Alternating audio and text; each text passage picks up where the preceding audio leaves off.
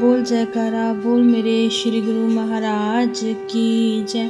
बोल श्री परमहंस दयाल जी महाराज की जय।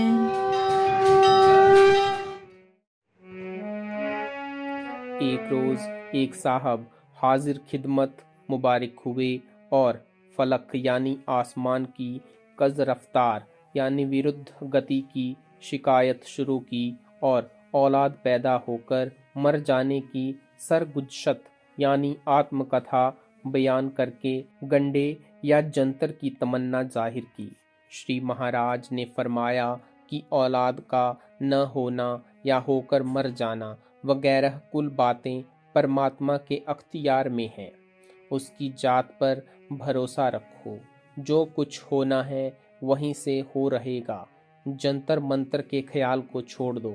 यह सुनकर बोले कि महाराज, जहाँ तक हमको याद है अपनी जिंदगी भर में किसी जीव जंतु को हमने सताया और मारा नहीं है।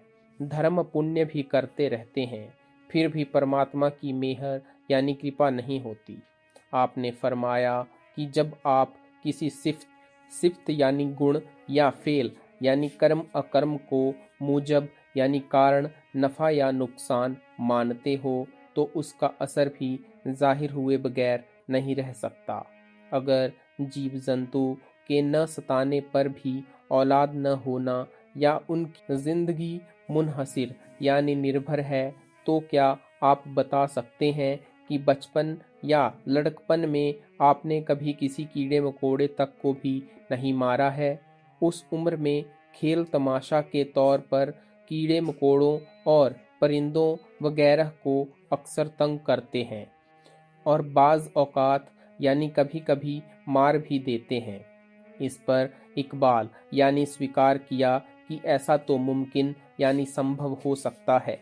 अगर मेरे मान लेने पर आप कोई उपाय बतला दें तो मैं इस बात को भी मानने को तैयार हूँ। श्री महाराज जी ने कहा कि हमको एक नकल याद आई कि किसी फकीर को आतशक यानी यौन रोग हो गई। वह हकीम के पास गए और दवा मांगी। हकीम ने बीमारी का हाल व सबब पूछा। वह कहने लगे कि कुछ ऐसे ही अपने आप हो गई है। हकीम भी पूरा था, कहने लगा कि ये बीमारी दो किस्म की होती है, एक लगा और दूसरी औड़ा। इसका इलाज भी जुदा जुदा है। अगर एक की दवा दूसरे में दे दी जाए तो बड़ा नुकसान होता है। इसलिए आप साफ साफ कहिए कि आपको किस किस्म की बीमारी है।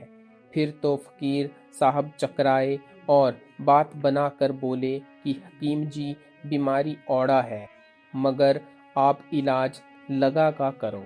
यह बात सुनकर वह साहब चुपचाप चले गए।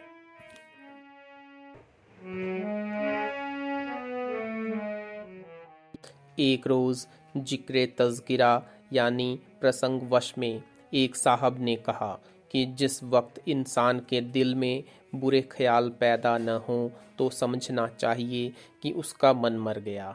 दूसरे साहब ने कहा कि यह दुरुस्त नहीं। जिस वक्त इंसान से बुरे फेल यानी कर्म सरजद होता हो तो जानना चाहिए कि उसका मन मर गया। जब बात फैसल यानी निर्णीत न हुई तो महाराज से दरियाफ्त किया गया। आपने फरमाया कि जिस वक्त बुरे भले दोनों तरह के ख्यालात बंद हो जाएं, उस वक्त समझना चाहिए कि मन मर गया, क्योंकि एक लोहे की बेड़ी है तो दूसरी सोने की बेड़ी है, लेकिन है दोनों बाई से पाबंदी यानी बंधन के कारण। एक साहब ने कहा कि महाराज, ऐसे आदमी आजकल तो हो नहीं सकते और न देखने में आते हैं। आपने फरमाया, होते क्यों नहीं। बंगाल में श्री रामकृष्ण परमहंस जी थे और एक महात्मा को तो हमने भी देखा है। एक पंडित साहब उनसे अक्सर मिलने जाया करते थे, लेकिन उस महात्मा को अपने तन बदन का होश न था। जहाँ चाहा टट्टी फिर दी, जहाँ चाहा पड़े रहे। पंडित जी के दो तालिबे इल्म यानी विद्यार्थी इस बात से बड़े नाखुश थे कि हमारे उस्ताद उसके पास आते हैं, तो यह फ़कीर उनको कुछ ताज़ीम यानी सत्कार नहीं बजा लाता, बल्कि उनके सामने पाखाना पेशाब कर देता और यूं ही बुत सा बैठा रहता है, इसलिए उसको मारना चाहिए। यह इरादा करके दोनों वहां गए।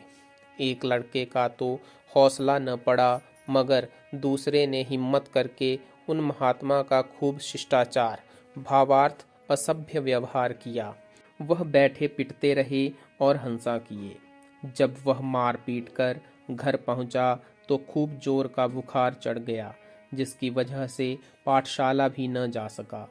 पंडित जी ने उसकी गैर हाजिरी का सबब यानी कारण लड़कों से दरियाफ्त किया, तो उसके हमराही यानी संगी लड़के ने सब हाल कह सुनाया कि इस तरह से हम और वह दोनों उस महात्मा को ठोकने गए थे।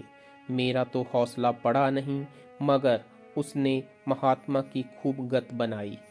उसी वक्त से उसको बुखार चढ़ा है। पंडित जी ने कहा कि जालिमों बड़ा गजब किया। फौरन यानी तुरंत फकीर साहब के पास पहुँचे और उनके कदमों में सिर रख कर कहा कि उस लड़के का कसूर मुआफ़ करें। उसने बड़ी गलती की जो ऐसा बेजा हरकत और मार पीट कर डाली। उन्होंने हंसकर कहा कि किसने मारा और किसको मारा, सब भगवान भली करेंगे।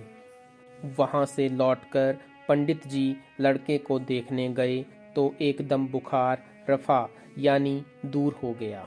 उन महात्मा की ऐसी और भी बहुत सी बातें देखने में आई, मगर उनकी तरफ से इसमें कुछ दखल न था, बल्कि उनकी जानिब यानी ओर से कुदरत बदला लेती थी। बोल जयकारा बोल मेरे श्री गुरु महाराज की जय, श्री परमहंस दयाल जी महाराज की जय।